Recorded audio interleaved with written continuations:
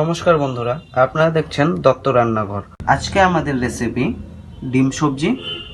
একদিন হলেও এভাবে বাড়িতে বানিয়ে খেয়ে দেখুন। রেসিপিটি কিন্তু খেতে বেশ দারুণ লাগে।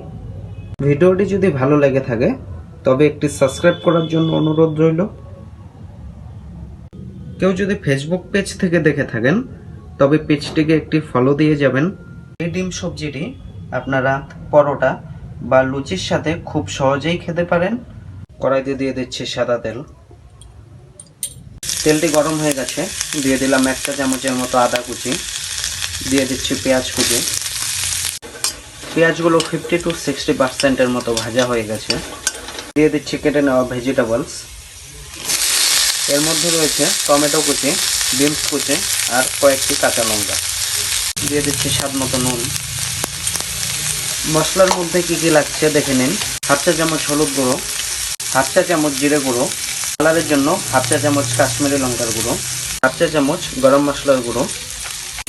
এবারে এই ভেজিটেবলসগুলোকে 4 থেকে 5 মিনিট ভেজে নিন। 5 মিনিট পর কিন্তু ভেজিটেবলসগুলো ভাজা হয়ে গেছে।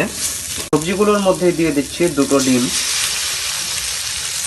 ডিমটিকে ব্যবহার করে সবজিগুলোর সাথে 2 থেকে 3 মিনিট আরেকবার ভালো করে ভেজে নিতে হবে।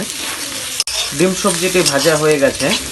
ফাইনালি এটাকে ফিনিশ করুন কয়েকটি কুচনো ধনেপাতা দিয়ে। ডিম সবজিগুলোকে নামিয়ে নেব। দেখা হচ্ছে অন্য কোনো দিন অন্য কিছু নিয়ে। ভালো থাকবেন, সুস্থ থাকবেন।